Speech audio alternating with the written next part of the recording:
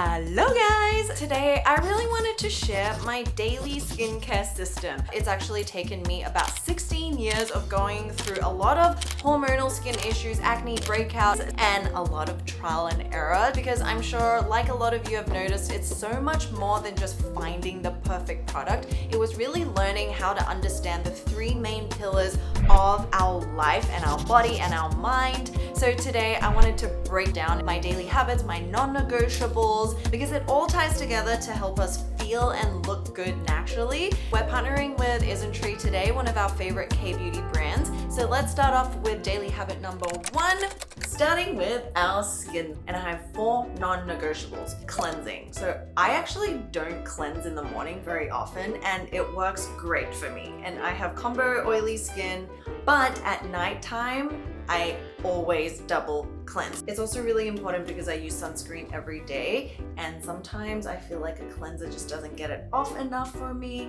because oil attracts oil and it just like dissolves it much easier.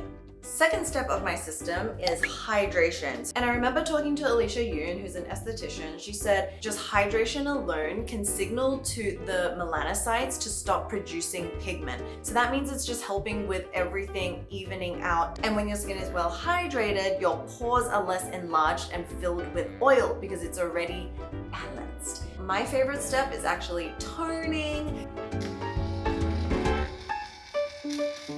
So I love my toning step. You can find them in these little pad forms, which I love.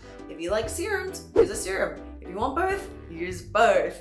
Step 3 is to have a skin booster. So skin boosters to me are actually ingredients. AHA, BHA, or my new favorite, micro sponges. The micro sponge technology really helped significantly with my texture and also evening out my skin tone. So the new favorite that I've been testing and I've been trying is actually from Isn't, and it's their Onion New Hair Booster Shot 2000. It sounds like the Nimbus 2000 from Harry Potter, but it's essentially that micro sponge technology. But this one's different because it actually has 3 different lengths of the micro sponges, and each length is coated in a different ingredient. So it has hyaluronic acid, it has collagen, as well as panthenol. So all of these are very skin healing. They're all still very microscopic. They're so small. And how it works is the micro sponges penetrate through just the crustiest layer on the surface of our dead skin so that the ingredients can boost our skin. So it's like a milky gel texture, little tingles and pricks on the skin, and then it disappears after about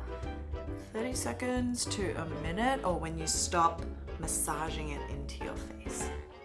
And then anything that you put on top will just also help to penetrate deep down. It actually does wonders. Like, oh my gosh, after 2 weeks, you're like glowing. So the 4th and final step is SPF. So we all obviously want to nurture this to look like this as long as we can, right? Forget about every other step. If there was one thing, SPF. I've been waiting to share this sunscreen with you guys because I've been using it for the last 2.5 months, and it has shot to the top 3 of my skincare of all time. Not just me, but the whole Beauty Within team. We were like, oh my goodness. It's the Isn't Onion Fresh Fluid Sun Cream. It is the most lightweight, invisible, silky, translucent sunscreen, I would say. You guys know I test a lot of Korean sunscreens and I look for invisibility, easy to blend, and it doesn't leave my skin looking overly oily. With sunscreens, you want to wait about a minute for it to really sink into the skin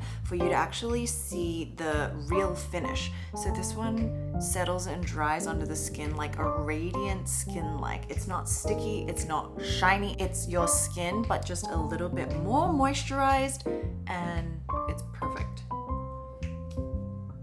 Next is my food systems. So that really was learning what to eat and how to eat. And when I finally wrapped my head around what works for me, it completely transformed my skin, my body. It really was just learning 3 things to incorporate, which was fiber, healthy fats, and probiotics. So fiber includes anything that is green, but make it delicious. And my favorite is broccoli. So I'll share a little recipe in a bit. And then healthy fats, there's so many things, but my favorites are eggs in the morning and avocado in some way, shape, or form. And then probiotics or prebiotics was just learning to have kimchi or yogurt, and my favorite, which is natto, like almost every day, just as like a side condiment. So let me share with you those recipes because they're delicious and really easy to make.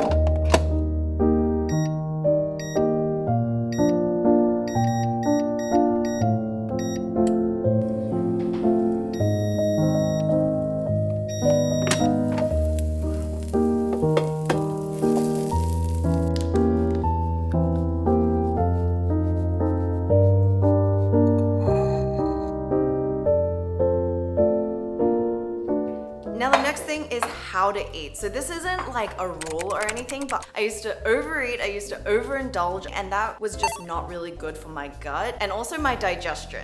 So the first thing that really worked for me was having a glass of water before I start eating, or if you want to, is add a teaspoon of apple cider vinegar into this, like right here. And I put like seltzer water in there because it tastes so much better than just having it with normal water. And what this does is help you manage how hungry you actually feel, because it kind of fills your stomach first. The second thing is I learned from Jessie in Chosby from the Glucose Goddess is to eat your vegetables first. So, you know, like the broccoli that we have, like think of it as an appetizer. And she was saying this almost creates like a lining in your gut where all the microbiome and the gut bacteria is eating those healthy fibrous foods, so that it almost adds another layer into your kind of how to eat plan and routine. And then after that, you're already kind of like feeling 30% full already. And then you'll eat whatever is your main meal, whether that's pasta, rice. There's no bad carbs in my book. I love carbs, but it was all just about kind of like learning how to balance how much I'm actually eating each time. Then I learned to not just go straight into something sweet, like give yourself at least 15 to 30 minutes to really digest. And then if you still feel like a dessert or something sweet, I started just having some, where's my fruit? Kiwis. And then after finishing that, if I still felt like desserts, then I would go into, you know, your cakes or whatever it is, if you still feel like it. Next up, put on something comfy because we're gonna add in some movement. After every meal, I like to go on a 15 or 30-minute walk. Studies have shown that light movement after you eat is really good at helping to balance inflammation, to help balance your blood sugar and insulin levels, as well as just boost overall circulation and just help with like that sluggish food coma feeling that I used to always get. I take this also as a time to reconnect with Thomas, and we can walk just like around the block or to the park or whatever it is. Look at all these pigeons! This is a gated community of pigeons. And then, if you end up walking for more than 30 minutes, ding! I always bring a sunstick. And before you apply, you can just like wipe off any residual things that were on it. To the sunsticks, you basically just like reapply on top. And this is that same onion range. It's very silky. And I know you're supposed to like pat it in and everything, but I just don't like touching my face afterwards. So I basically just try to get every crevice.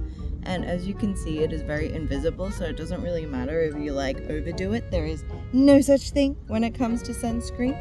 On the days that I don't really move a lot, that's actually when my skin starts to get really congested. So this is why, for me, light exercise every day is really important just to get everything going. This is just a reminder that exercise and movement doesn't have to be this whole gym session. It really is just putting in the steps every day, and it all adds up.